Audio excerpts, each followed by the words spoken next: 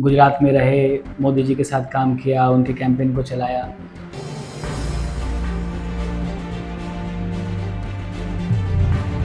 आपको अपने लिए जागना है तो इसके लिए दोषी कोई और नहीं है। देश के लिए करने का थॉट्स हमेशा रहा है। ये किसी दल विशेष अभियान नहीं है, कोई समुदाय नहीं है, किसी समुदाय विशेष नहीं है, कोई जाति विशेष नहीं है।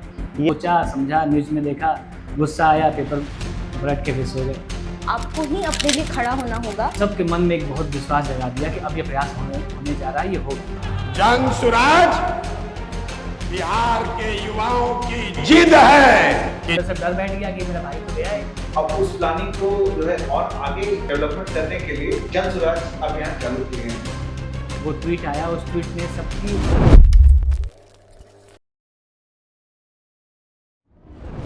नमस्कार, मैं विकास और हमारे बीच कई जनस्वराजी हैं। सबसे पहले मैं एक एक करके सारे पैनलिस्ट आपको इंट्रो करवाता हूँ। सबसे पहले हमारे ऋतुराज जी हैं जो कि एजुकेशन फील्ड से हैं। दूसरे हमारे जो पैनलिस्ट हैं नीति नेहा जो कि एडवोकेट हैं। तीसरे जो हमारे पैनलिस्ट हैं अभिनव जो कि जेएनयू से हैं। चौथे हमारे बीच हेमादित्य हैं जो कि टेक से आते हैं और इनका अपना स्टार्टअप भी है। और सबसे बड़ी बात है हमारे बीच एक ऐसे व्यक्ति हैं जो कि लगातार 2 साल से बिहार को घूम रहे हैं, बिहार को देख रहे हैं। और हमारी खुशनसीबी है कि हमारे इस पैनल में जुड़े हुए हैं बागीश जो कि जन स्वराज के वैसे व्यक्ति हैं जो शुरुआत से जुड़े हुए हैं। तो हम शुरू करते हैं इस डिस्कशन को। सबसे पहले ऋतुराज जी से। सर, कैसा अब तक आपका एक्सपीरियंस रहा? सबसे पहले मैं बताना चाहूंगा कि मैंने जन स्वराज क्यों ज्वाइन किया, मुझे ये सोच अच्छी लगी। सब जब मैं प्रशांत किशोर जी को जब वो जेडीयू में थे तब से ही मैं उनको फॉलो करते हुए आ रहा हूँ और उनकी सोच मुझे बहुत ही सही लगी। जो सात निश्चय जो प्रोग्राम मैंने देखा, जेडीयू ने उसको बहुत ही अच्छे से मार्केट किया और साथ में उस पर एक सक्सेसफुल प्रोडक्ट लॉन्च हुआ। और जितने भी लोग हैं डाउन टोरेंट सेक्शन, उनको जो है बेनिफिट देने के लिए उन्होंने इस तरह की जो स्कीम लाई, उसको देखकर मुझे लगा कि डेवलपमेंट बहुत अच्छे तरीके से इन्होंने जो है एक प्लानिंग की। अब उस प्लानिंग को जो है और आगे ये डेवलपमेंट करने के लिए जन स्वराज अभियान चालू किए हैं। तो उसमें मुझे बहुत ही अच्छा लगा कि मैं भी अपना कुछ कंट्रीब्यूशन दे सकता हूँ। क्योंकि अलग अलग फील्ड से लोग हैं तो जो अभी के समय जो चल रहा है यूथ के बीच में स्टार्टअप को लेकर बहुत ज्यादा लोगों के बीच विचार चल रही है कि कैसे स्टार्टअप किया जाए।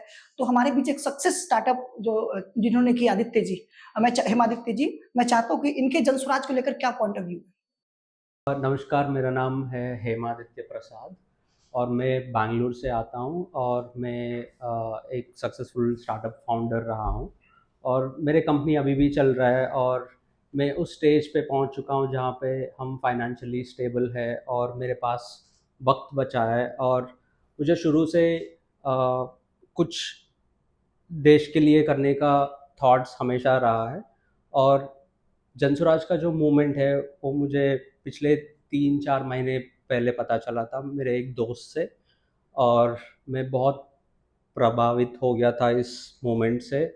और मैं इमीडिएटली आके इसमें जो भी हो सकता है, क्योंकि मैं बिहार से नहीं हूँ, फिर भी मुझे ये लगा कि ये बहुत यूनिक ट्रायल है जो कि वोटर को जगाना चाह रहा है।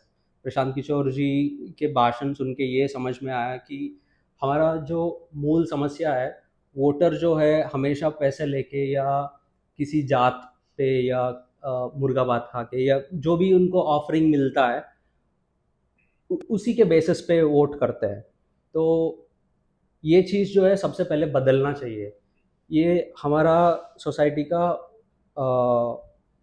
कोर प्रॉब्लम है और इसको ही कोई एड्रेस कर रहा है, तो मैं उस मूवमेंट को ज़्यादा स्ट्रॉन्ग बनाना चाह रहा था, ज़्यादा फोर्स देना चाह रहा था।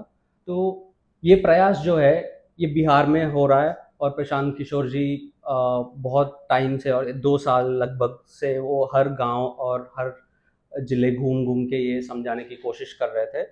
तो ये सुन के और ये समझ के मुझे इमीडिएटली लगा कि इसमें ज्वाइन हो जाना चाहिए और मैंने ये स्टेप लिया और यहाँ पे आके फिर इसके साथ जुड़ा हुआ। हमारे बीच एक ऐसे पैनलिस्ट हैं जो कि बहुत यंग है और एडवोकेट है, क्योंकि वो महिला भी हैं और किसी भी संगठन के लिए महिला बहुत जरूरी है, क्योंकि सबसे बड़ी बात ये है कि हमारी जो आबादी की 50% महिला है और हमारे बीच सबसे अच्छी बात यह कि हमारे पास महिला है, वो भी एडवोकेट है। तो मैं जानना चाहता हूँ कि एडवोकेट जो जन स्वराज को लेकर क्या सोचती है। जी नीति जी। नमस्कार सभी को। मैं जन स्वराज से लगभग 2 महीने से ज़्यादा होने जा रहे हैं मुझे जुड़े हुए, और बतौर अधिवक्ता मैं बताऊं तो जन स्वराज जो प्रयास करने जा रहे हैं समाज में, वो कोई बहुत नया नहीं है। जो जनता के मन में था वही सामने लाकर रख रहे हैं, मगर इस तरह से रख रहे हैं कि उन्हें जागरूक करने के लिए वो कोई कसर नहीं छोड़ रहे हैं, which is a very big thing. वो हर सेगमेंट को कवर करने की कोशिश कर रहे हैं, हर जगह जाकर हर मंच से ये बताने की कोशिश कर रहे हैं। देखिए, यदि आपको अपने लिए जागना है तो इसके लिए दोषी कोई और नहीं है। आपको ही अपने लिए खड़ा होना होगा और आपको ही व्यवस्था परिवर्तन में अपना साथ देना होगा। हमारे अगले जो पैनलिस्ट हैं वैसे यूनिवर्सिटी से आते हैं जहां राजनीति का गढ़ रहा है। अभिनव है, क्योंकि ये जेएनयू से आते हैं, तो मैं जानना चाहता हूँ कि इनका एक्सपीरियंस कैसा रहा अब तक जन स्वराज में। नमस्कार सभी लोगों को, धन्यवाद मुझे यहाँ प्रस्तुत करने के लिए। तो जनसुराज एक जिस तरह से अभियान एक है, इस बात को मैं एक लाइन में खत्म करना चाहता हूँ सबसे पहले कि ये कोई व्यक्ति विशेष अभियान नहीं है, ये किसी दल विशेष अभियान नहीं है, कोई समुदाय नहीं है, किसी समुदाय विशेष नहीं है, कोई जाति विशेष नहीं है।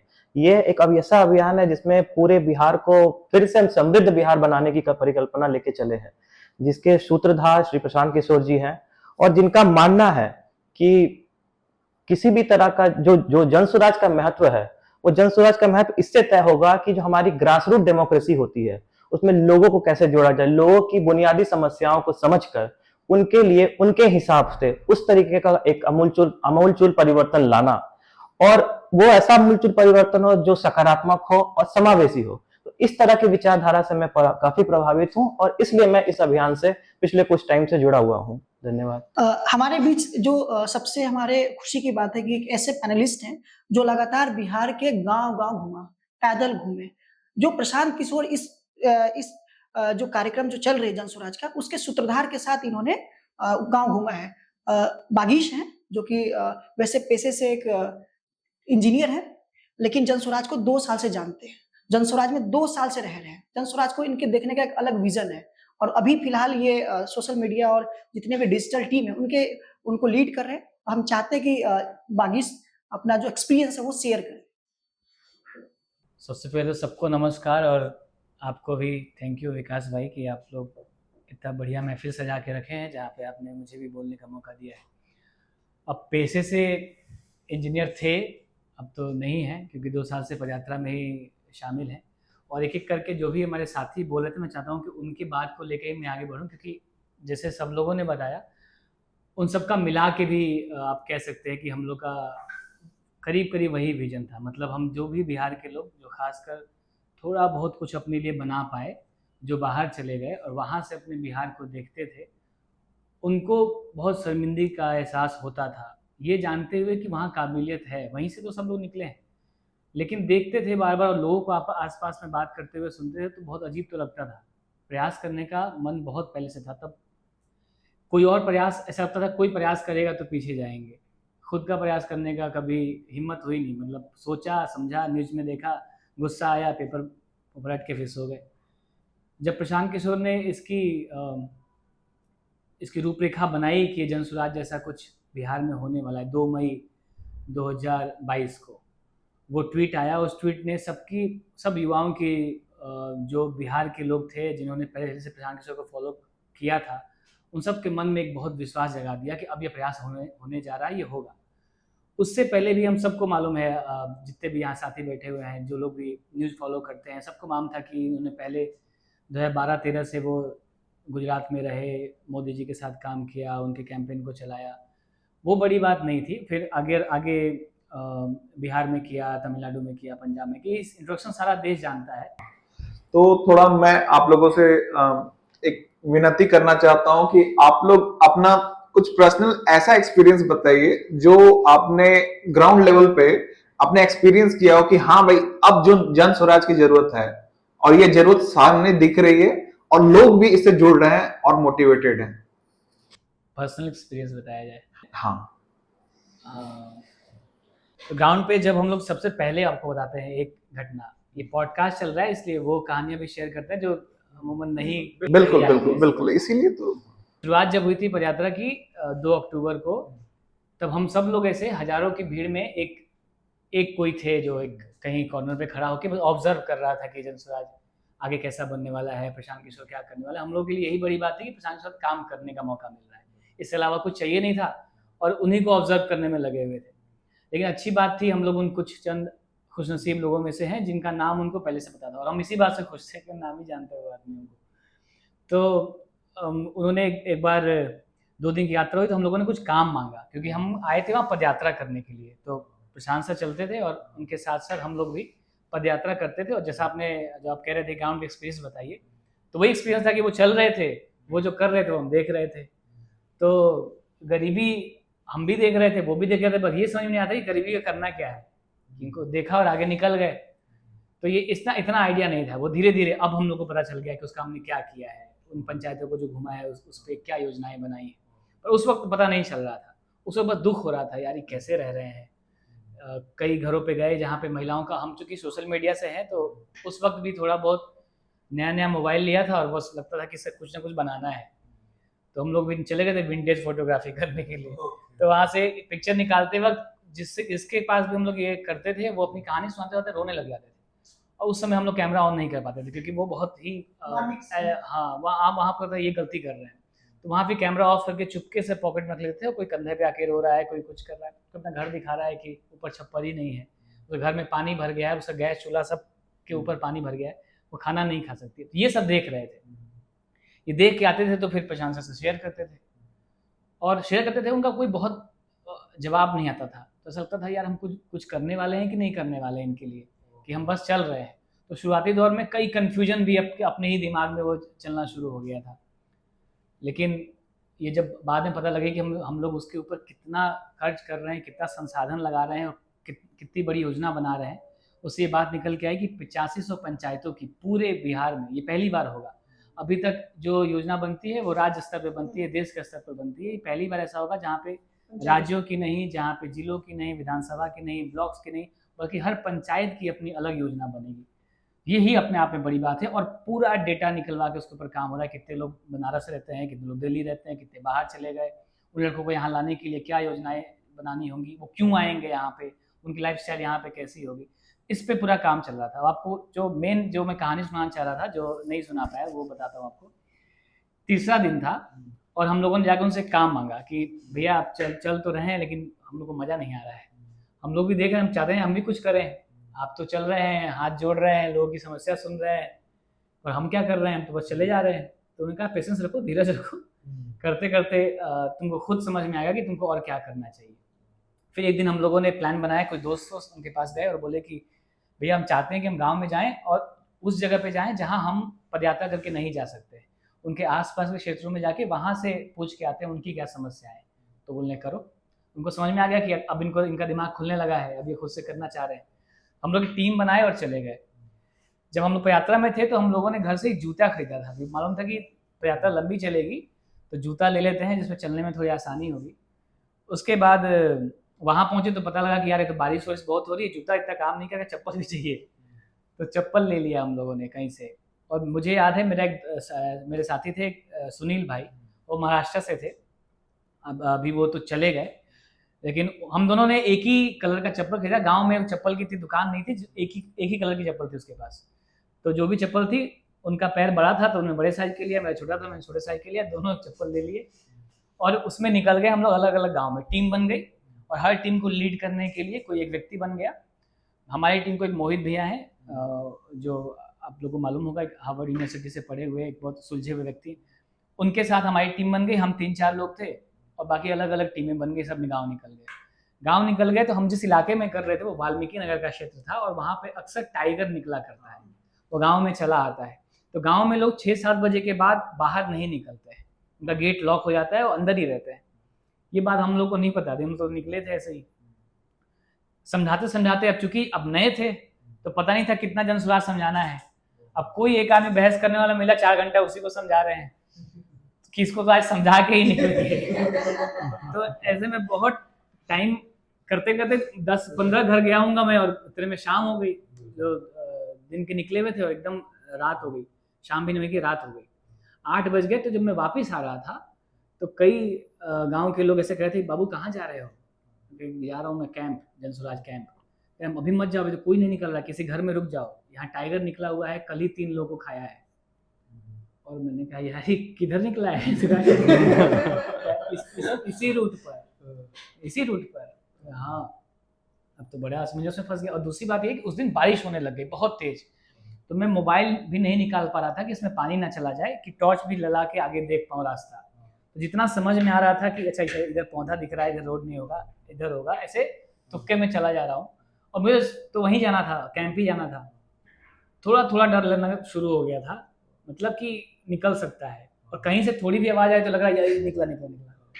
ऐसे करते करते थोड़ा सा आगे बढ़ा तो मुझे एक चप्पल सा दिखाई, मतलब वहाँ पे महसूस हुआ कि पैर के पास कोई चप्पल आया हुआ है।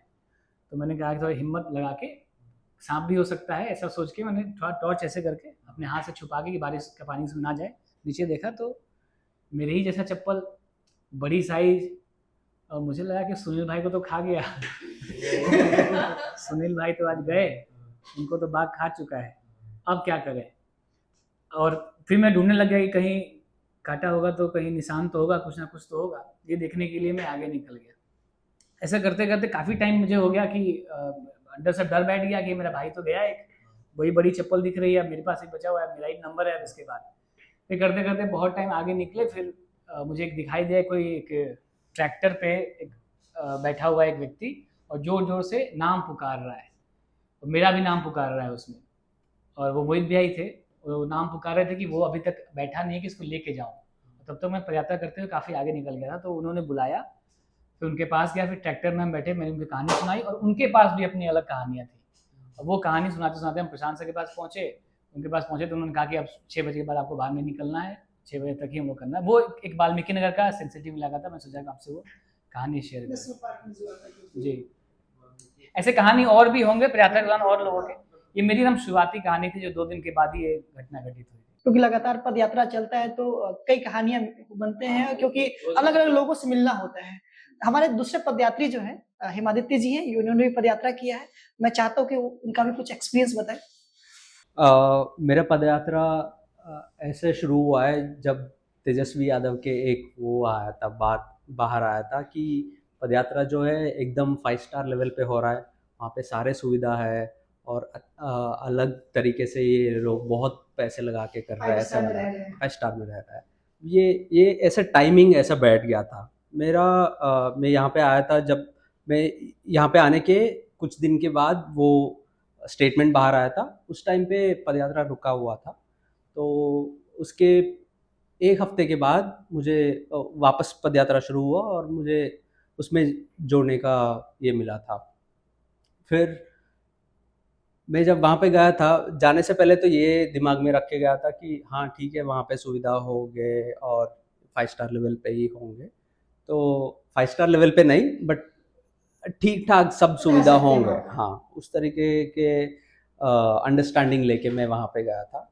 और जब मैं वहाँ पे गया था, शाम को पहुँचा था पदयात्रा में, कैंप था। उस दिन मैं पदयात्रा में जा नहीं पाया था, बट शाम के टाइम पे पहुँचा था।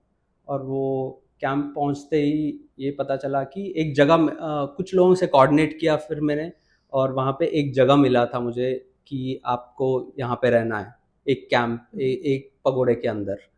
फिर वहाँ पे मैं जब देखता हूँ तो सारा बेड और बिस्तर सब गीला हुआ है गीला है, क्योंकि बारिश हुआ था उसके 1 दिन पहले।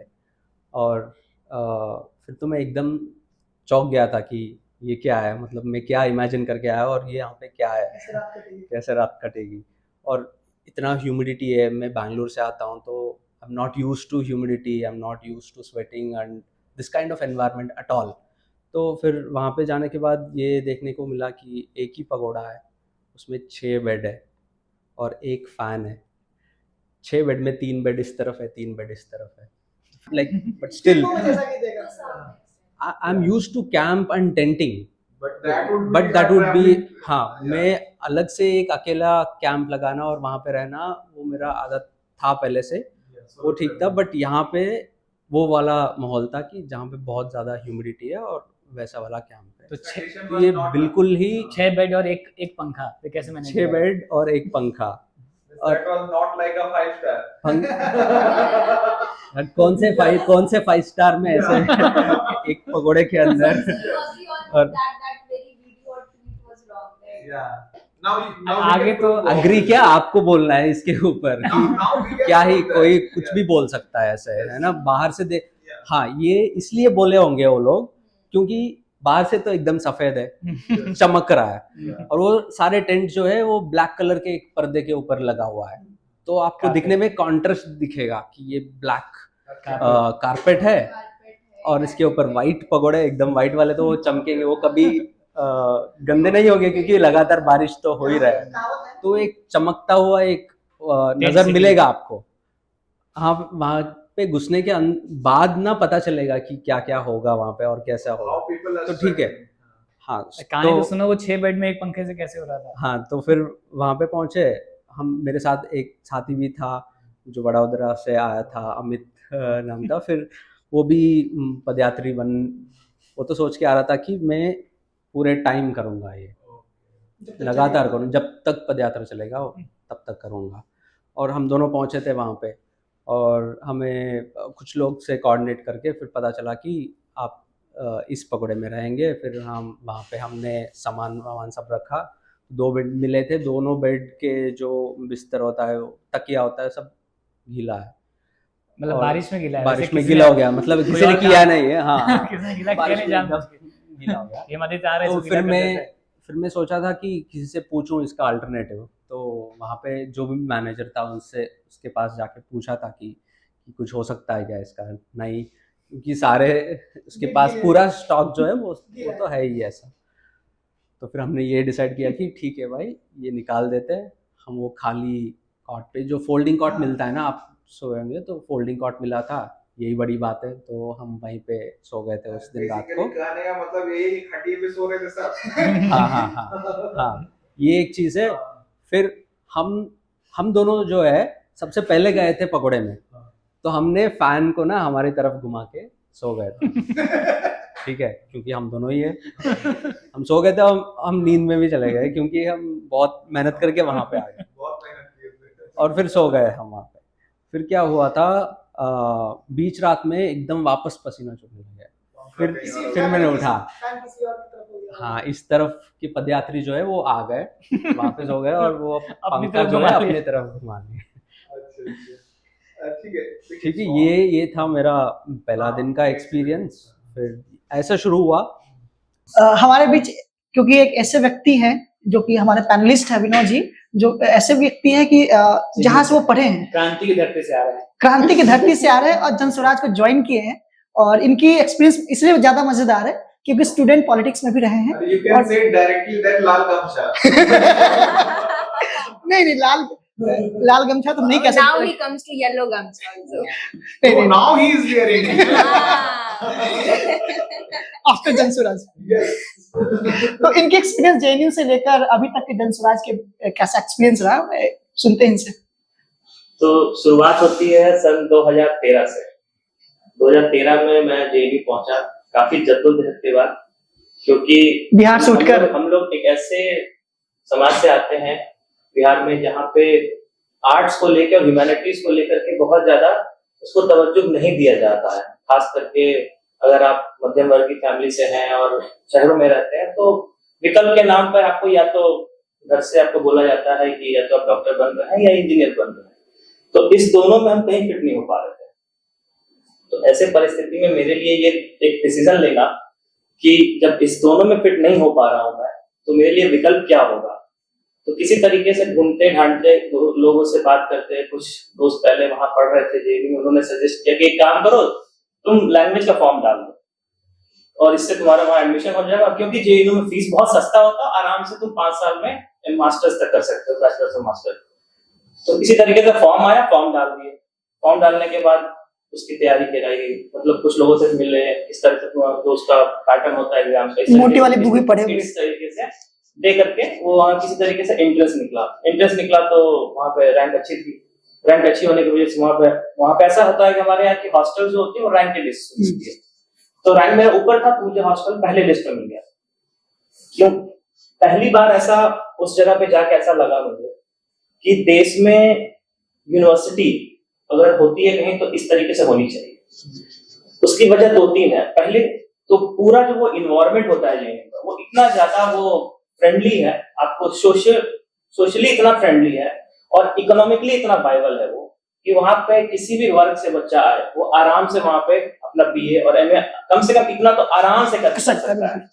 एक बार अगर BA में एडमिशन ले लिया तो वो इंटीग्रेटेड कोर्स होता है 5 साल और 5 साल का कोर्स होता है, जिसके तहत वो लोग आराम से वो कोर्स करते हैं। और इसी बीच में क्या है कि वो बहुत काफी पॉलिटिकली सेंसिटिव इंस्टीट्यूट भी एक संस्था है, मतलब देखा जाए तो वहाँ पे छात्र राजनीति का एक बहुत बढ़ करके वहाँ पे वो हिस्सा लिया जाता है। तो इस दौरान वहाँ लोग से मिले, वहाँ लोगों को जाने अलग अलग, क्योंकि अलग अलग परिवेश से लोग आते हैं, अलग अलग राज्यों से आते हैं, तो उनकी अलग अलग कल्चर, वहाँ पे कल्चरल एसिमिलेशन भी देखने को मिला हम लोग को, कि किस तरीके से हम लोग अलग अलग जगह से होने के बावजूद भी हमारे अंदर एक यूनिटी है, और कैसे हम लोग किसी राज्य के मुद्दे पे, देश के मुद्दे पे, अंतर्राष्ट्रीय मुद्दे पे भी हम लोग मिलके एक साथ बात करते हैं। हो सकता है वहाँ पे अलग अलग विचारधारा है, बिल्कुल है ऐसा, लेकिन उसके बावजूद भी हम लोग एक टेबल पर बैठते हैं, हम लोग बात करते हैं, हम लोग डिनर साथ करते हैं, लंच साथ करते हैं, इस तरीके से बात करते हैं। तो एक इससे क्या हुआ ना, मेरा पॉलिटिक्स के प्रति रुझान बढ़ता गया, और जैसे जैसे समय बीतता गया JNU में, वैसे वैसे छात्र राजनीति में मैं थोड़ा इन्वॉल्व होता चला गया। तो पहले मैं एक बार ऐसा भी हुआ, तो मैं आया कि मैंने स्टूडेंट फैकल्टी कमेटी का जो चुनाव होना था उसमें मैं अपने आप को मैं चाह रहा था मैं भी उसमें से एक मेंबर हूँ, और उसके लिए मैंने चुनाव लड़ा और चुनाव जीत भी गया। तो जीतने के बाद जिम्मेदारियों का जब एहसास हुआ तो लगा कि नहीं, हम लोग सिर्फ चुनाव जीत जाना एक महत्वपूर्ण चीज नहीं है, चुनाव जीतने के बाद जो मुद्दा है उस मुद्दे को रखना भी, क्योंकि वो स्कूल लेवल पे होता है तो टीचर स्टूडेंट के बीच में जो कम्युनिकेशन गैप होता है आमतौर पे, उस पे हम लोग का भागीदारी होता था, किस तरीके से हम लोग मीडिएट करें, जो कंसर्न है दोनों तरफ का वो कंसर्न को रखा जाए।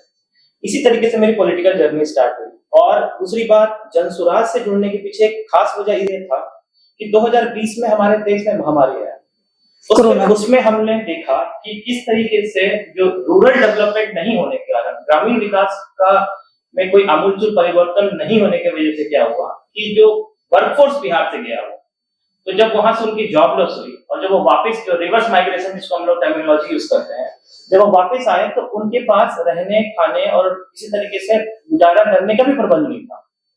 और जनसुराज अभियान जो है, ये अभियान खास करके उसी को दर्शाता है कि किस तरीके से ये पूरे गांव के उस क्षेत्र में उस तबके तक पहुंचना जो कि रिसोर्स विहीन है, जिनके पास साधन नहीं है, अभाव है, जो साधन के अभाव में जीवन जी रहे हैं, खास करके रोटी कपड़ा मकान जैसे जो चीज है, इनका भी उनके पास व्यवस्था नहीं है। ये उन सारे मुद्दों को लेकर के आगे बढ़ रहा है। मतलब बेसिकली अगर कहा जाए एक आसान भाषा में, तो किस तरीके से ग्रासरूट डेमोक्रेसी को जो स्ट्रेंथन किया जा रहा है, क्योंकि ग्रासरूट डेमोक्रेसी हमारा स्ट्रेंथन नहीं होगा तो हमारा लीडरशिप नहीं निकल के आएगा, बिल्कुल है ना। हम लोग देखते हैं क्या कि हम लोग डेमोक्रेसी में तो है, लेकिन हम लोग एक डायनेस्टिक डेमोक्रेसी में, मतलब एक बाप किसी के पिता बन गए मंत्री, तो उसके बाद उनका बेटा, उनकी बेटी, उस तरीके से चलता है। तो डेमोक्रेसी तो चल रहा है, लेकिन वो डायनेस्टिक डेमोक्रेसी है।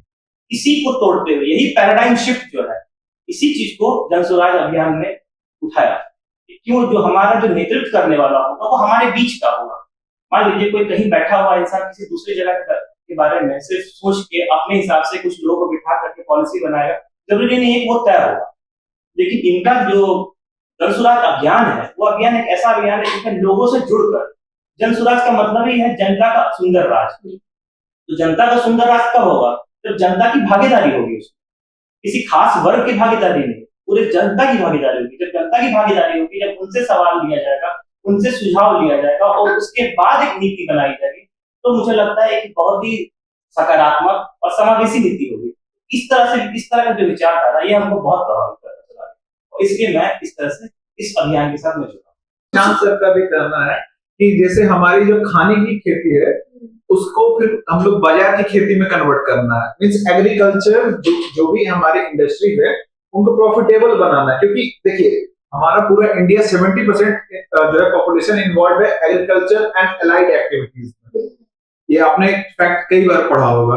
अब एग्रीकल्चर एलाइड सेक्टर को जो है, अगर जो उसमें मैकेनाइजेशन और इंडस्ट्रियलाइजेशन और साथ में उसको सर्विस रिलेटेड जो है, जैसे कैश क्रॉप्स वगैरह से अगर जो आप उसको कन्वर्ट करते हैं, तो हर किसान के पास एक जो है आय जो है बनना चालू हो जाएगा। Direct connect direct connect from from the industry. Farmer to the consumer, Like ये वाला एक चेन बनना चाहिए। food और chain. फूड को प्रोसेस करके पहुंचाना है कस्टमर के पास या कंज्यूमर के पास।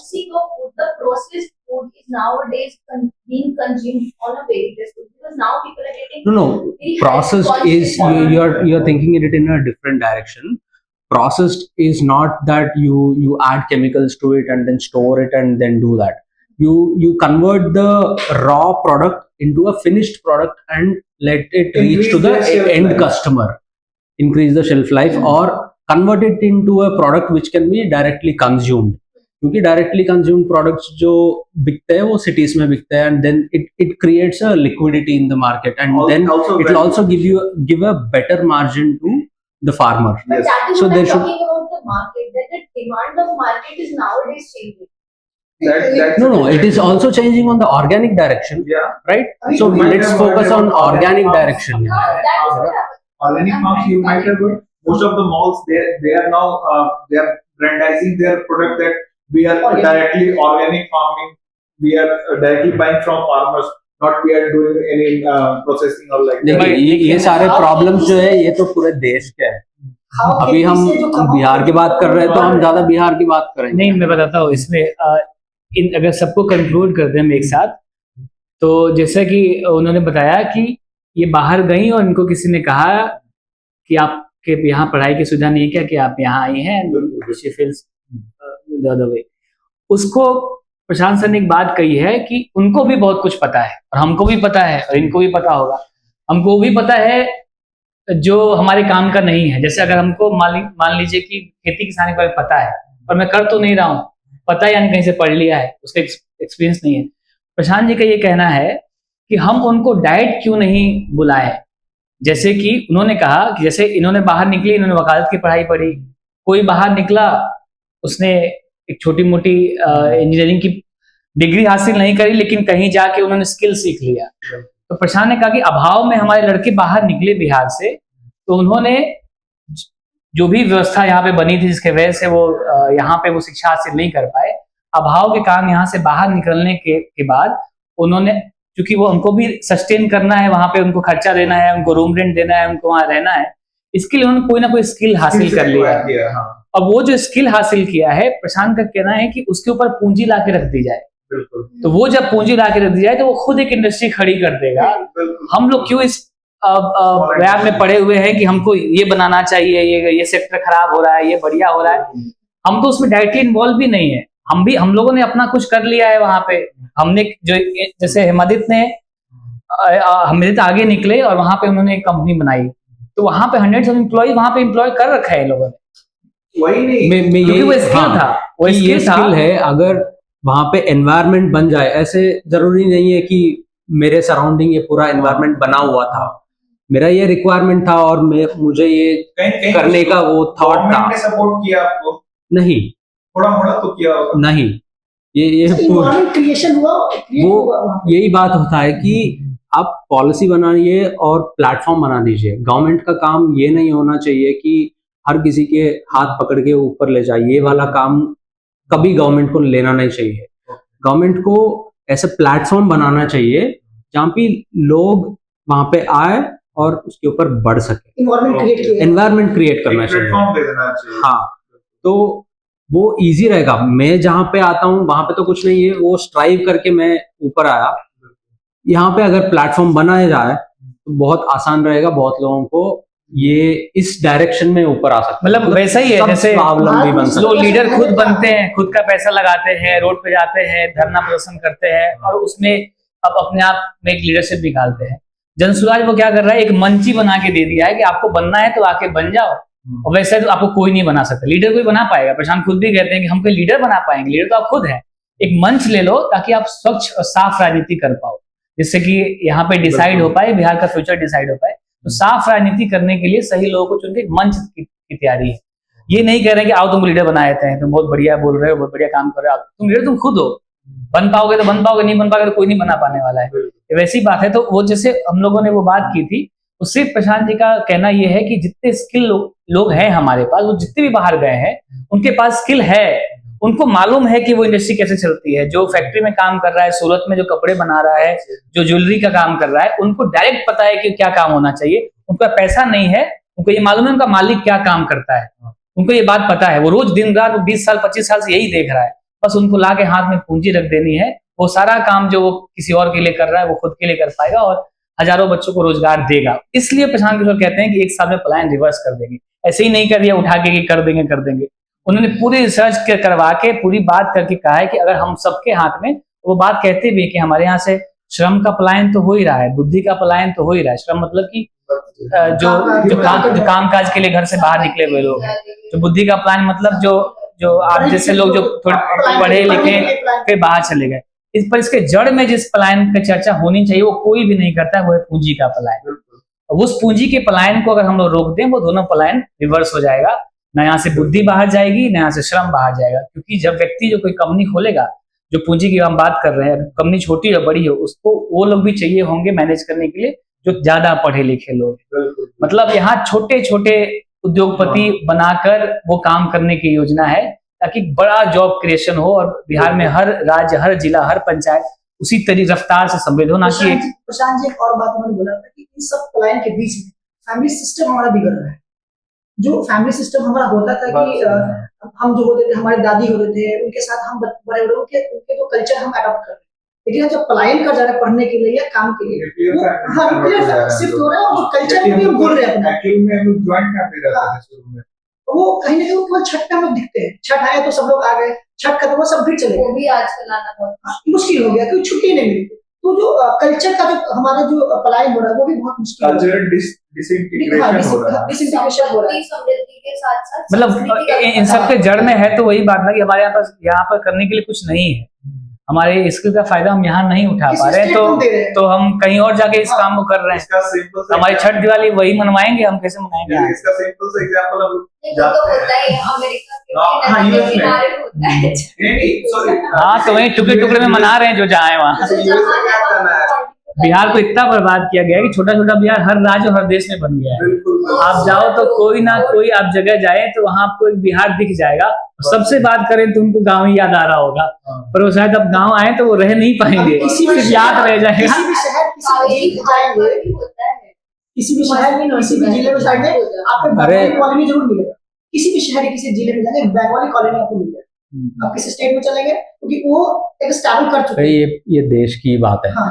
आपको बिहार के भी लोग मिल जाएंगे, पंजाब के लोग मिल जाएंगे, राजस्थान के लोग। अब एक एक कंट्री में एक एक डेंसिटी भी है। आप अगर लंदन देखेंगे तो पटेल लोग बहुत ज्यादा लोग हैं, और यूएस में देखेंगे तो आंध्रा के लोग ज्यादा है। तो ऐसे हर जगह पे हमारा माइग्रेशन है ही है। सब we are used to do that and we are always known to survive in any environment that we are put in. वापस I'm coming back.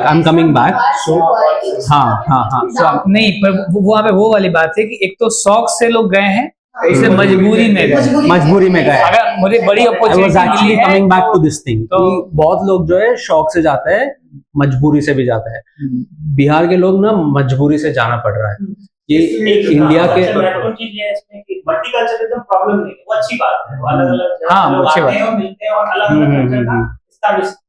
बिहार भी वैसा बनेगा तो हर जगह से लोग आएंगे। लेकिन मल्टीकल्चर जो अलग-अलग देश में या अलग-अलग राज्य में बिहार से लोग जाते हैं, उनका ये नहीं होना चाहिए, फोर्स्ड माइग्रेशन नहीं होना चाहिए। उनका अगर वो मूव करना चाह रहे बाय देयर चॉइस, ठीक है, वो जहां फ्रीडम ऑफ मूवमेंट है पूरा इंडिया में, freedom of movement and trade. Exactly, हमारे पास संविधान में वो हक देता है कि हम कहीं भी जाकर घूमने फिरे, एक रीजनेबल रिस्ट्रिक्शन, उसमें कोई दिक्कत नहीं है। लेकिन वो जो माइग्रेशन है वो फोर्स्ड माइग्रेशन नहीं है। जैसे हम लोग देखते हैं कि अगर आप पटना से या बिहार से जो ट्रेन जाती है दिल्ली या पुणे या और भी जगह, बैंगलोर, कभी अगर जाके देखिएगा जनरल बॉगी का स्थिति उसमें, मतलब देख के पसीना छूट जाएगा। ऐसा एंटर कैसे करें और किस तरीके की अवस्था में लोग जाते हैं, कहीं भी लटके हुए, बाथरूम में बैठे हुए, कपड़ा लटका के बैठे हुए, उस तरीके से 7 की सीट है, 17 लोग किसी तरीके से उसमें जगह बना रहे हैं।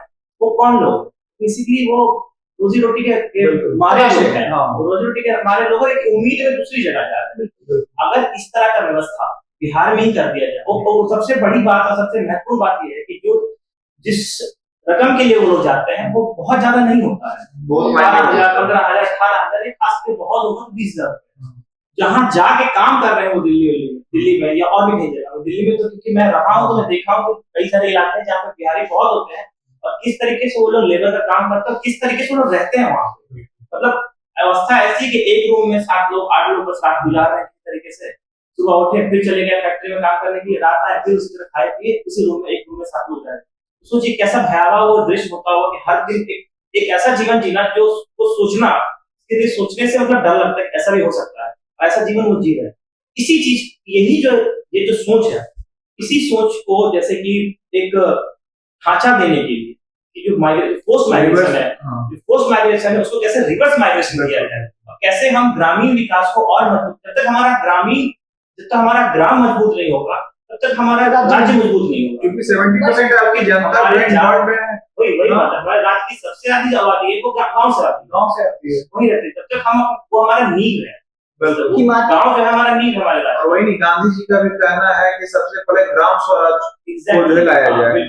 हर ग्राम जो है, जैसे हम लोग हिस्ट्री में पढ़ते थे, I am a student of history, तो मैं पढ़ता था कि जो है जितने भी पहले के जो मतलब बिफोर कॉलोनाइजेशन हमारे यहाँ जितने गांव थे वो सेल्फ सफिशिएंट थे, उनको किसी पे डिपेंडेंट नहीं होना पड़ता था, वो खुद ही उगाते थे, खुद ही खाते थे और साथ में उत्पादन भी करते थे और बाहर के लोग सोना लाके उनको देते थे, क्योंकि जो है मतलब अनाज के एवज में उनको सोना मिलता था। मींस एक्सचेंज, जो फॉरेन एक्सचेंज जो आज जो हम लोग सुनते हैं, वो फॉरेन एक्सचेंज जो है हम लोग का बीओपी जो बैलेंस ऑफ पेमेंट है वो हमारे फेवर में रहता था। मोर जो है फॉरेन करेंसीज हमारे पास आती थी।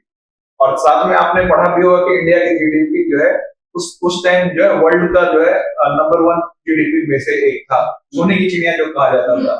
तो वो सारी व्यवस्थाएं ऑलरेडी थी। गांधी जी ने इन बातों पे चर्चा करके पंचायती राज को जो है एक इंस्टीट्यूशन बनाने की जो बात की, क्योंकि पंचायत को डेवलप किया जाए कि जो लोकल जो प्रोडक्शन हो रहा है वो लोकल कंजम्पशन भी वहीं हो जाए। और साथ में अगर जो कोई बाहर के लोग जो है कुछ ट्रेड कर रहे हैं तो बाहर से और ज्यादा फॉरेन एक्सचेंज मेरे पास है। इससे क्या होता है कि जो जैसे आप किसी कंट्री की जीडीपी को ही गिनते हैं ना कि वो कितना डेवलप्ड है, इसलिए ठीक है।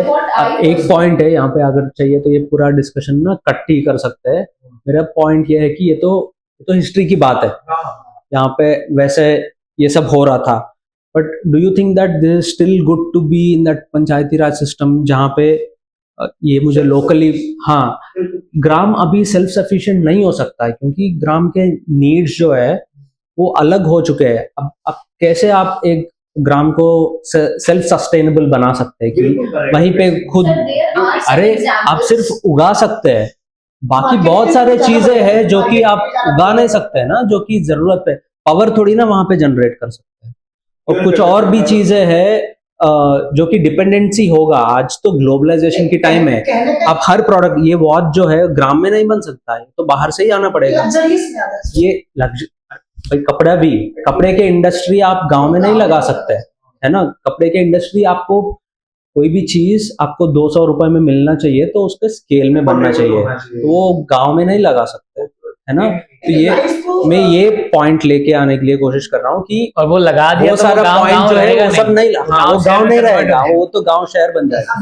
मेरा पॉइंट ये है कि जो गांव को कहा जा रहा है कि हम खुद से अपना जो व्यवस्था कर सकते हैं, मेरे लिए कि जीने के लिए व्यवस्था कर सकते हैं। नहीं, वो पॉसिबल ही नहीं है, वो पुराना बात है। अब वो it's not possible, it is not. We have to take a mixed approach कि हम जितना हो सकता है ना, कोशिश करें कि वो गांव जो है उनका लिविंग स्टाइल पे फोकस करें। जैसे अभी गांव के प्रॉब्लम्स ना ये नहीं है कि कपड़े नहीं मिल रहा है, कपड़े तो अमेजोन पहुंचा देगा, फ्लिपकार्ट पहुंचा देगा। अभी गांव के रहने के लिए प्रॉब्लम जो है वो मेडिकल लेवल पे है कि उनको अच्छे मेडिकल फैसिलिटीज नहीं मिल रहा है, अच्छे लिविंग स्टाइल नहीं मिल रहा है। ये चीजों पे फोकस करके गांव को इंडिपेंडेंट कर देना चाहिए कि वहां पे ये सारा मिल रहा है। ये नहीं है कि गांव जो है सेल्फ सस्टेनेबल बन जाए। मेरा क्या कहना है ना कि सेल्फ सस्टेनेबल गांव नहीं बनेगा, सेल्फ सस्टेनेबल आप बनिएगा एज एन इंडिविजुअल, ताकि आपके सर्विसेज को अफोर्ड कर पाइए। आपके पास पैसा ही नहीं रहेगा, 15,000 रुपए, 20,000 रुपए, परफेक्ट, तो इसी डायरेक्शन में मैं बस वही चीज मैं कहने की कोशिश कर रहा हूँ कि सेल्फ सफिशिएंट बनिए।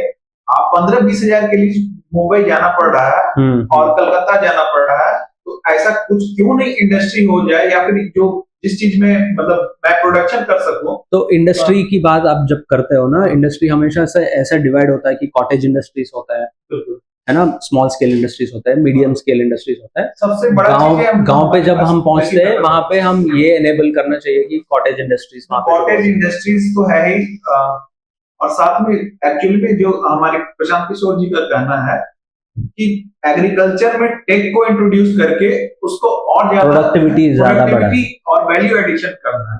उससे क्या होगा कि हमारे लोकल लोग जो है, जो इन्वॉल्व है इस एग्रीकल्चर एंड एलाइड एक्टिविटीज में, उनका पॉकेट साइज जो है इंक्रीज होगा, कि ताकि वो हर चीज को जो है अफोर्ड कर। अब मान के चलिए आप मेडिकल की बात कर रहे हैं, अब हर जगह गवर्नमेंट जो है अपना जाके हॉस्पिटल ओपन करने में उनको दिक्कत होगा गवर्नमेंट को। प्राइवेट सेक्टर जो है, अगर जो प्राइवेट सेक्टर समझ जाएगा कि हाँ यहाँ के लोग अफोर्ड कर सकते हैं हमारे मेडिकल फैसिलिटीज, वो खुद ही जाके वहाँ हॉस्पिटल बना लेगी। जैसे आप जितने भी अपोलो हो गया, ये हो गया, ये जितने बड़े ब्रांड्स हैं वो आप देख रहे हैं पटना में है। क्यों? पटना में पॉकेट साइज धीरे धीरे इंक्रीज कर रहा है, डिस्पोजेबल इनकम और इंक्रीज कर रहा है।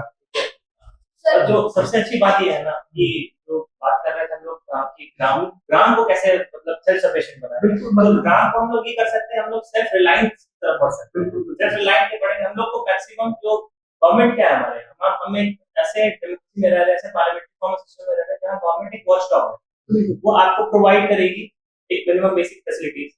आपको हम लोग को सबको ये भी ध्यान रखना है किस तरीके से हम सारे बेनिफिट्स को ले सकते हैं। और ये एक चीज रखा जा रहा है इस अभियान के तहत, जनस्वराज अभियान के तहत, कि 2001 प्लेटफॉर्म है, इसके माध्यम से समाज के हर एक उस वर्ग को एक ऐसा साधन दिया जाए जिससे वो जो करना चाहता है, अगर उसके लिए उसके अंदर वो क्षमता है, अगर उसके अंदर वो गुण है, वो कर सकता है। मतलब अगर आप राजनीति की बात करें तो ये ऐसा प्लेटफॉर्म दिया जा रहा है कि आपके अंदर अगर क्षमता है, आपको लगता है कि आप कुछ कर सकते हैं, आप आइए, आपके पास साधन है या नहीं है ये मायने बिल्कुल नहीं रखता।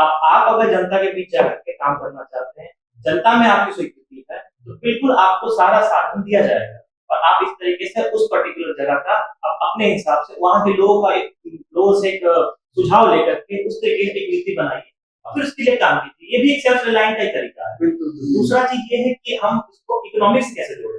इकोनॉमी से जोड़ने के लिए हम लोग ये कर सकते हैं कि मान लीजिए गांव के जो लोग हैं वो किसी भी प्रकार का व्यापार करना चाहते हैं, मान लीजिए वो एमएसएमई करना चाहते हैं, उससे बहुत कंफर्टेबल। एग्जांपल मैं आपको सुधा का बताता हूं। एग्जैक्टली, कंफर्ट, बिल्कुल वो सक्सेसफुल मॉडल है। Exactly. जो लोग सुधा से जुड़े हैं, जितने एफपीओ, फार्मर प्रोड्यूसर ऑर्गेनाइजेशन, उन सबका जो है अपना स्टैंडर्ड ऑफ लिविंग बढ़ा है।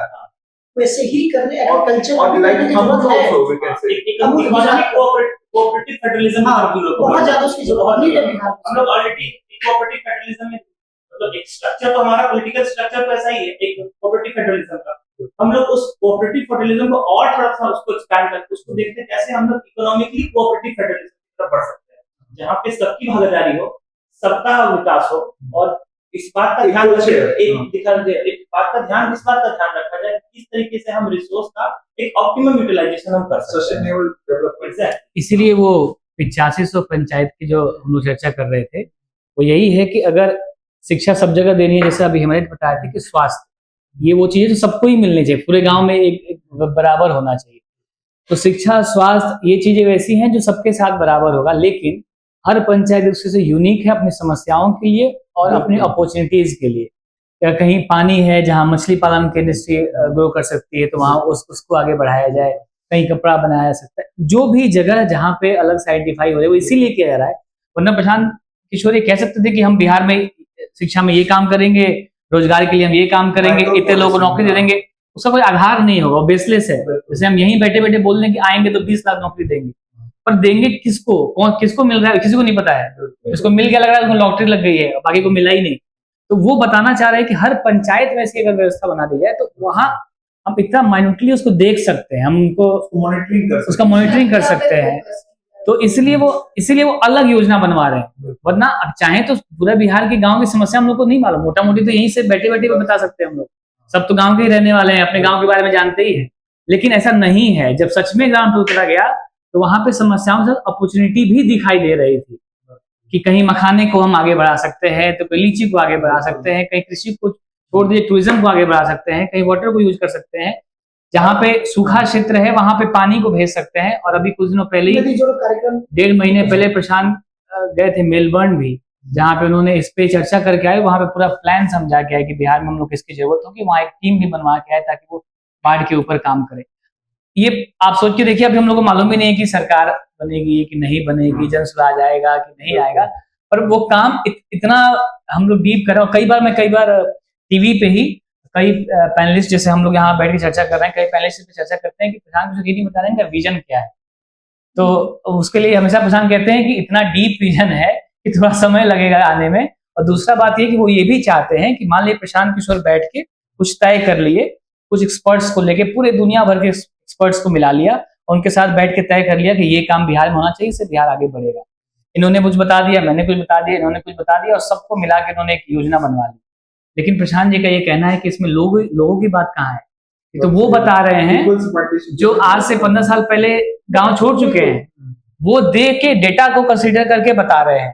एक बार उनकी राय भी ले ली जाए, जो वहीं पे रह रहे हैं, जिनके बच्चे उन्हीं स्कूलों में पढ़ रहे हैं, जिनके सवांग वहीं पे रोजी रोजगार के लिए जा रहे हैं, जो रोज अपने हालात से जद्दोजहद कर रहे हैं, उनकी राय भी अगर ले ली जाए तब जाके योजना बनाई जाए तो सबकी बात होगी। सिचुएशन उन्हीं को पता हाँ, आप इकोनॉमी के बारे में उनको समझाइए और वो उसके बारे में बताएंगे, अपनी समस्याओं के बारे में चर्चा करेंगे, और सब मिलकर जब योजना बनेगी तब हमारा अगर हर पंचायत ग्रो कर रहा हो तो बिहार को ग्रो करने की अलग से जरूरत है नहीं, सारा पंचायत ग्रो कर रहा होगा। देखो लाइक इंफ्रास्ट्रक्चर, इंडस्ट्रियल और institutional, government participation, people participation, हमने हर पॉइंट डिस्कस किया।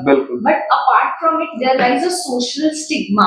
एक ये चीज भी है, जैसे सर ने पलायन की बात करी थी कि मजदूर इस तरह से वहां जाते हैं, 15,000 में रह रहेंगे वो, लेकिन वो अपॉर्चुनिटी यहाँ उन्हें अगर इन 5 कारणों में से एक से नहीं भी मिली, इसमें एक सोशल स्टिग्मा भी लाई करता है कि लोग अपने घर पे रहकर वो छोटे काम बिल्कुल नहीं करना चाहते जो वहां जाकर वो बहुत आराम से कर रहे हैं। और सोशल स्टिग्मा में एक चेंज आ जाता है। यहाँ आप इसलिए नहीं कर रहे कि अरे लोग कहेंगे इतने बड़े घर का लड़का है, यहाँ इतना छोटा काम कर रहा है, लेकिन उसे अपग्रेड नहीं करेंगे, अपलिफ्ट नहीं करेंगे कि he is doing something new, he is doing something good, या वो अपने ग्राउंड लेवल पे काम कर रहा है। सिंपल बात यह है, देखो सॉल्यूशंस तो हजार है। अगर कोई अच्छा काम करना चाहता है ना, यूएस है जो कि हमसे 30 साल 40 साल आगे है, वहां के कोई भी प्रोसेस उठा के आप यहाँ पे लगा तो वो चलेगा ही। मतलब अगर अच्छे काम करना है तो आंसर्स जो है वो सारे है। मिसिंग क्या है? फोकस मिसिंग है। कोई जो करना चाहेंगे उसको जो करना चाह रहा है उसको, वो फोकस ही मिसिंग है। इसीलिए ये 3 स्टेटमेंट जो है, सही लोग, सही सोच और सही सामूहिक प्रयास जो है, दिस विल आंसर एवरीथिंग। यही चाहिए बेसिकली। ये अगर मिल गए, सही लोग है जहाँ पे डिसीजन मेकर्स है, जो प्लान बना रहे या कॉन्स्टिट्यूएंसी बना रहे या कोई लॉ इम्प्लीमेंट कर रहा है, फिर सब लोग सही प्रयास कर रहे हैं कि नहीं वो हो जाएगा। देखिए उसको एक इजी वे में मैं आपको समझाता हूँ। आपने शार्क टैंक देखा कि नहीं? किसने नहीं देखा? सबने देखा, सबने शार्क टैंक देखा। और शार्क टैंक देखने के बाद आप देखिए बिजनेस को लेके कितना लोग जो है अवेयरनेस फैला रहे हैं। कल यार मैं भी बिजनेस करूंगा यार, भले ही मुझे छोटा करना पड़े, लेकिन मैं बिजनेस करूंगा। क्योंकि ओला को कोई नहीं जानता था आज से 10 साल पहले। बिल्कुल। वो जो है उसने एक कैब की एजेंसी खोली थी, वो भी ऑस्ट्रेलिया में उसने शुरुआत किया था, ओला के फाउंडर ने। लेकिन वो भी तो एक मिनियल जॉब था। उनके फादर मदर दोनों डॉक्टर थे, उनकी मोस्टली फैमिली जो है प्रोफेशनल्स थे। मतलब इतना, मतलब कैब से रिलेटेड कोई बिजनेस करना उनकी फैमिली में थोड़ा डिग्रेडेड था। लेकिन उसी को उन्होंने 500 बिलियन का इंडस्ट्री बना दिया। तो कहने का मतलब है कि कोई काम छोटा नहीं। अब धीरे धीरे लोग एक्चुअली में अवेयरनेस नहीं है बिजनेस से रिलेटेड कि आप बिजनेस करो, बिजनेस का क्या फायदा क्या नुकसान है, ये लोगों को पता नहीं है। बात ये और ये अवेयरनेस जो है, बात ये है कि यहाँ पे जो बिहार में प्रॉब्लम है कि हम कोई काम कर रहे उसको बढ़ा कैसे सकते हैं, ये हमारे पास विजन नहीं होता है। जिस कारण से हम जो छोटा काम करते हैं उसको बढ़ा नहीं पाते और उसी में सोच में रह जाते हैं कि ये काम तो छोटा है ना, ये ठीक है वो छोटा ही रह जाएगा। जब तक ये सोच नहीं आएगा हम इसको बढ़ाए कैसे, ये हमारे पास योजना नहीं आएगा, तो हर वो काम छोटा ही रह जाएगा जब तक कि उसके पास योजना नहीं आएगा। ये चीज है। दूसरी बात सबसे थोड़ा सा मैं इससे अलग अभी बोल रहा था, जैसे हेमादित्य बोल रहे थे कि जो ये पूरा अभियान है सही लोग सही सोच और सामूहिक प्रयास वाला, इस अभियान का लक्ष्य भी यही है कि इस तीनों चीज के तहत मतलब सही लोग होंगे तो सही सोच होगी, सही सोच होगी तो सामूहिक प्रयास होगा, और इससे क्या होगा, जो बिहार का एक बड़ा सा जो डेमोग्राफिक डिविडेंड है उसको हम लोग डेमोग्राफिक डिजास्टर होने से हम बचा सकते हैं। उनके लिए एक प्लेटफॉर्म हम दे सकते हैं उनको, जहाँ पे वो अपना जिस प्रकार से वो अपना कंट्रीब्यूशन दे, चाहे वो सोशल सेक्टर में देना चाहते हैं, चाहे वो इन्वायरमेंटल सेक्टर में देना चाहते हैं, चाहे पॉलिटिक्स में आना चाहते हैं, जिस भी तरीके से ये मंच जो है, ये जन स्वराज का जो मंच है, ये उन लोगों को एक प्लेटफॉर्म दे रहा है कि आइए और आप अपने जो भी आपका जो सकारात्मक विचार है उस सब विचार को आप लेके आइए, उस पर बात कीजिए, उस पर चर्चा कीजिए और बढ़िए, ताकि हम जो डेमोग्राफिक डिविडेंड है हमारा, जो लगभग हम लोग कहते हैं कि अगर शायद प्लीज आप लोग चेक कर लीजिए, सबसे जवान पूरे कहा जाए तो सबसे यंगेस्ट जो है मतलब इंडियंस हैं। बिल्कुल। जापान के बारे में पढ़ते हैं कि ओल्ड हो चुके हैं, older population would be more, और हम लोग सबसे यंग है। यंगेस्ट होने के हमारे पास वर्कफोर्स है वो इतना एंथुसियास्टिक है, उसको हम लोग अगर चैनलाइज कर लेंगे, बिल्कुल ओरिएंटेड देंगे, ये सबसे बड़ी चैनलाइज करना जरूरी है। एक सस्टेनेबल अप्रोच की तरफ, सस्टेनेबल डेवलपमेंट की तरफ हम लोग बढ़ेंगे, जो कि बहुत इंपॉर्टेंट है किसी भी राज्य, बिहार में किसी भी राज्य के विकास के लिए। अगर आप कहीं भी जाके देखिए किसी भी राज्य जो काफी समृद्ध राज्य है, उनमें अगर आप देखेंगे तो 2-3 चीज बहुत इंपॉर्टेंट है। एक अपस्किलिंग, ठीक है, एक दूसरा बैंकिंग फैसिलिटीज, ठीक है, और तीसरा विजन।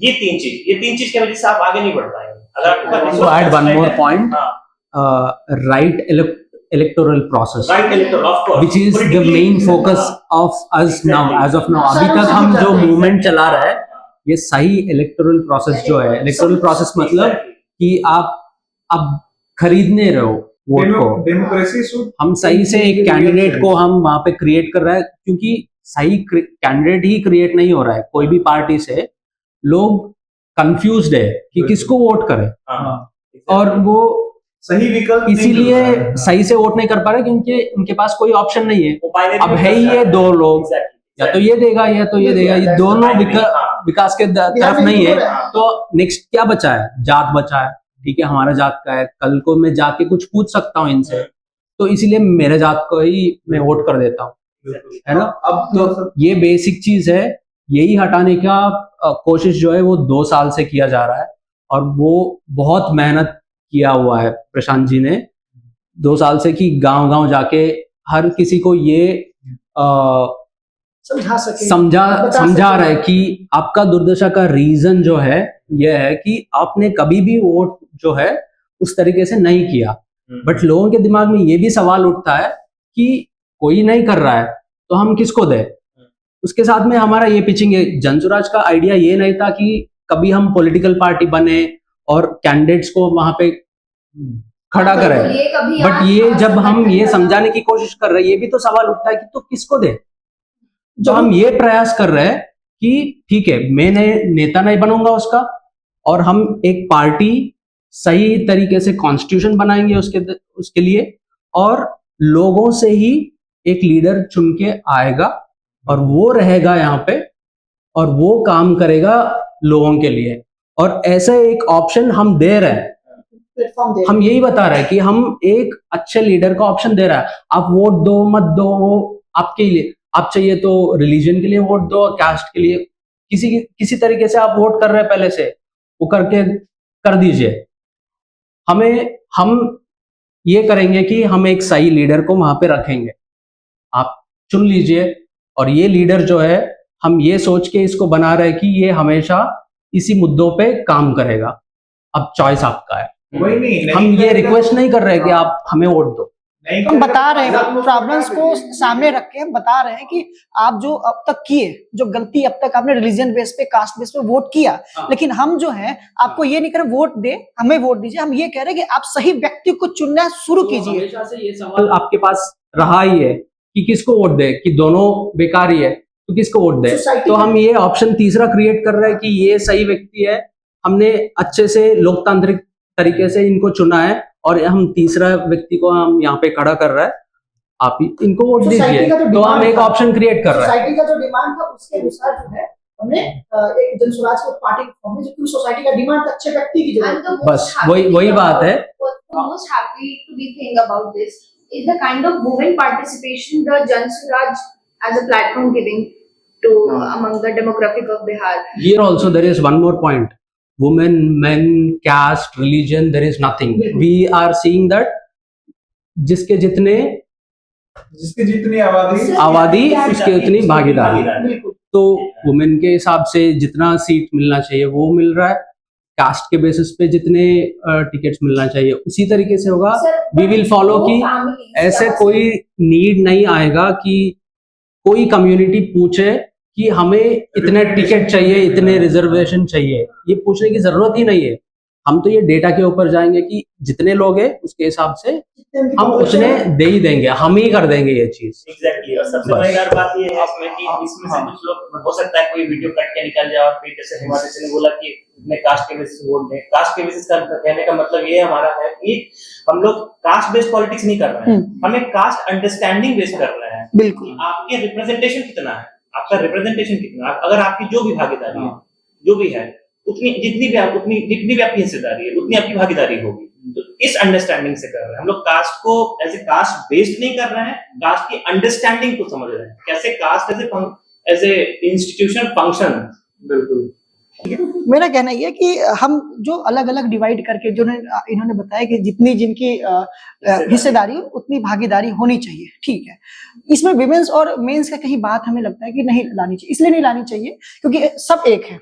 हम अगर सब एक लेकर चलते हैं तो किसी की ये जरूरत नहीं पड़ेगा कि हम मुस्लिम हैं तो हमारी कितनी, आप हिंदू हैं तो आपकी कितनी, हम विमेंस हैं तो हम कितना, ठीक है। हाँ, पूछने की जरूरत ही ना पड़े। हाँ, लेकिन हमारे पास एक जैसे प्रशांत सर का एक और चीज कहना है कि जिसकी जितनी हिस्सेदारी उतनी भागीदारी, उतनी हिस्सेदारी के साथ साथ उन्होंने बोला कि कैपेबिलिटी पे भी मैं जो है देखूंगा कि हिस्सेदारी आपको तभी मिलेगी जब आप उस कैपेबल है। ऐसा ना हो कि जो है आप कहिए कि जो है हम इस जाति से बिलोंग करते हैं तो हमको नेता बना दीजिए, ऐसा नहीं हो सकता है। क्योंकि आप में क्वालिटीज होनी चाहिए, आपका कुछ विजन होना चाहिए, लोगों के साथ आपका कनेक्ट होना चाहिए, तभी जाके आपको जो है पार्टी में भी जो है आगे बढ़ाया जा सकता है। वो तो पहला ही वर्ड है, सही लोग सही सोच। वो 3 स्टेटमेंट जो है वो सही से हर चीज को कवर कर देते हैं, बट हम उसी को एक्सपैंड कर रहे हैं, समझने की कोशिश कर रहे हैं कि इसका क्या मतलब है। ठीक है, आप कंक्लूडिंग में अब थोड़ा बात किया जाए कि कैसे जन स्वराज को कैसे एक्सपेंड कर सकते हैं। आप लोगों के बीच ये सवाल बहुत ज्यादा उठता है कि you guys are trying to bring something new in the market, so काफी लोग इस चीज को लिंक करने की कोशिश करते हैं कि क्या विचार है कि इस बात में कितनी सत्यता है कि आप आम आदमी पार्टी जैसे नहीं निकले। ये बहुत बड़ा सवाल है क्योंकि जब भी आम आदमी पार्टी की अभी जो नेगेटिव मार्केट में है पोजीशन, इसका सही एक्सप्लेनेशन जो है वागीश दे सकता है। देखिए, ये प्रशांत सर ने सैकड़ों बार कहा है, पर वो जो लोग ये सवाल पूछते हैं वो जानबूझ के पूछते हैं, उन्होंने पहले वीडियो देख रखा होता है तो वो जानबूझ के दोबारा ये सवाल कर देते हैं। अगर वो सच में क्यूरियस जानने के लिए, तो इतना बड़ा डिफरेंस है, मतलब एकदम जमीन आसमान का डिफरेंस है। इस बात के लिए तो हम लोग बिल्कुल कह सकते हैं वो ये कि आम आदमी पार्टी जो है वो एक आंदोलन से निकली हुई पार्टी है, और प्रशांत किशोर पूरे जन स्वराज का किसी आंदोलनों में कोई विश्वास है ही नहीं। इतना बड़ा डिफरेंस तो पहले ही है कि आम आदमी पार्टी करप्शन के खिलाफ लोकपाल बिल को लेकर कई सारे लोगों की सहमति के साथ एक जगह बैठे और भ्रष्टाचार के खिलाफ एक लड़ाई लड़ने की कोशिश करी। वहां से जब वो बाहर निकले तो भ्रष्टाचार की लड़ाई अब नहीं है, क्योंकि कई लोग भ्रष्टाचार में खुद ही जा चुके हैं अंदर। वो कितना सही है कितना गलत है वो कोर्ट डिसाइड करेगी, लेकिन वो लड़ाई जो थी वो लोकपाल बिल के लिए थी। तो लोकपाल बिल जब तक नहीं आता जब तक वहां बैठे रहना चाहिए था, मेरे ऐसा मानना है, क्योंकि वो आंदोलन ही उस बात पे था। पर वहां से निकल के पार्टी फॉर्म करी, उन्होंने सरकार बनाई, और उस सरकार के पास अपनी कोई विचारधारा नहीं है, मतलब पीछे से कोई संगठन नहीं है। आम आदमी पार्टी की क्या ये है कि अगर वो अच्छा काम कर रहे हैं तो इस वक्त उनको जनता प्रेज करेगी। आगे वाले आने दिनों में, जब ये मैं प्रशांत की बात बता रहा हूँ कि आने वाले दिनों में जब कहीं एक जगह उनको डैमेज होता है तो पूरा का पूरा ध्वस्त होने का चांस है, क्योंकि उनके पास कोई विचारधारा नहीं है। जैसे हम जब बात करते हैं जन स्वराज की, तो हम ये कहते हैं ये गांधी की पुरानी कांग्रेस वाली विचारधारा है। एक विचारधारा की बात तो कर रहे हैं, जैसे एक जो पार्टी है बीजेपी, उसके पास एक अपनी विचारधारा है, अपने संगठन है। कांग्रेस का भी अपना एक विचारधारा, अपना संगठन है। इसी तरह जनसुराज भी अपने संविधान की, अपने विचारधारा की, अपने लोगों की बात करती है। वो सीधा सिर्फ इलेक्शन लड़के सिर्फ विकास विकास विकास करेंगे की बात नहीं करती है, वो जागरूक करने की बात करती है कि प्रशांत जी का ऐसा मानना है कि हम एक बड़ा आंदोलन नहीं करेंगे, हम घर घर जाके पहले ये सिखाएंगे कि किन मुद्दों पे तुमको वोट करना चाहिए, एक जागरूक नागरिक बनाने की कोशिश करेंगे, आंदोलन उससे अपने आप खड़ा हो जाएगा। जैसे कि गांधी जी जब यहाँ आए तो उन्होंने कहा कि झूठ मत बोलो, तो पहले खुद बोलना बंद किया। उन्होंने कहा ये मत करो, पहले उन्होंने खुद करना शुरू किया। उन्होंने सबको सेल्फ इंडिपेंडेंट, आत्मनिर्भर बनाने की कोशिश की। उन्होंने कपड़ा काटना सिखाया, बुनियादी विद्यालय का स्थापना करवाया, वहां लोगों को पढ़ाई लिखाई करवानी सिखाई। मतलब पहले उन्होंने कहा कि ये काम हम लोग को निर्भरता बंद करनी पड़ी अंग्रेजों से, और फिर लोगों के मन में वो आंदोलन का वो ताकत आ गई कि अच्छा इतने लोग हैं क्या साथ एक मंच पे, चलो मिल के बैठते। तो ये दोनों में इतना बड़ा डिफरेंस है कि एक बार उन्होंने जागरूक करना शुरू किया तो आंदोलन लंबा चला, एक मार्च भी चला, डांडी मार्च भी हुआ, सत्याग्रह भी आंदोलन हुआ, आंदोलन का कोई रिजल्ट भी निकला कि जिस काम के लिए आंदोलन हुआ था, किसानों का जो मुआवजा नहीं मिल रहा था उसको ब्याज सहित वापस किया गया।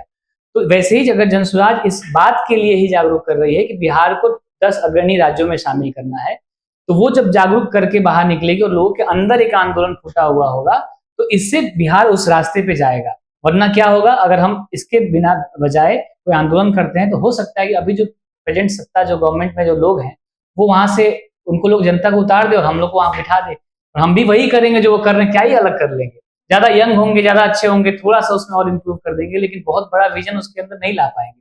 वो तभी आ पाएगा जब एक एक आदमी हमसे सवाल पूछना शुरू करेगा कि तुम दो जनसुराजियों मेरे घर पर आए थे, तुमने ये कहा था, ये कब करके दे रहे हो, तुमने इसकी टाइमलाइन डेडलाइन बनाई थी, बड़ी बड़ी बातें की थी, ये कब करके दे रहे हो।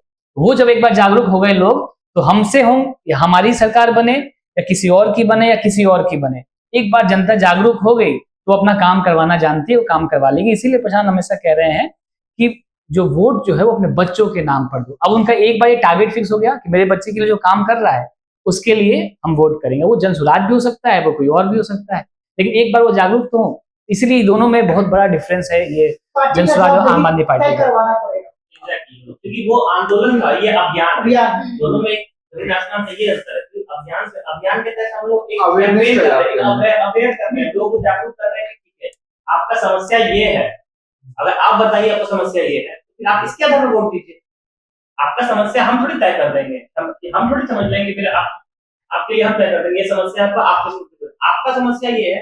आप देखिए कि आपके समस्या का समाधान कौन कर रहा है। आपको लगता है कि कोई दूसरी पार्टी कर रही है, इसको दीजिए। आपको लगता है ये कर रहे हैं, इसको दीजिए। ये निर्णय आपका होगा, ये जनता का निर्णय होगा। इसीलिए बार बार कहा जा रहा है जनसुराज, जनता का राज, जनता का सुंदर राज।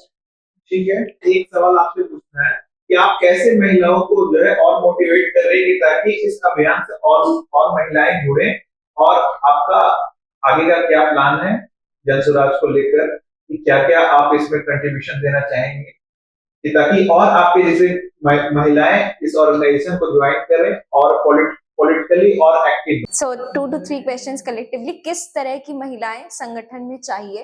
तो we have no specific demands. Very firstly, हर तरह की महिलाएं यहाँ पर उनका स्वागत है, किसी भी तबके से हो, किसी भी वर्ग से आ रही हो, लेकिन खास तौर पर वो महिलाएं जो एक समय से निकलकर ऐसे अपने परिवार से लड़ झगड़ कर समाज से बाहर आई हैं, जिन्होंने वो तबका पार किया है कि आज मेरी जैसी महिलाओं को इस नजर से देखा जा रहा है।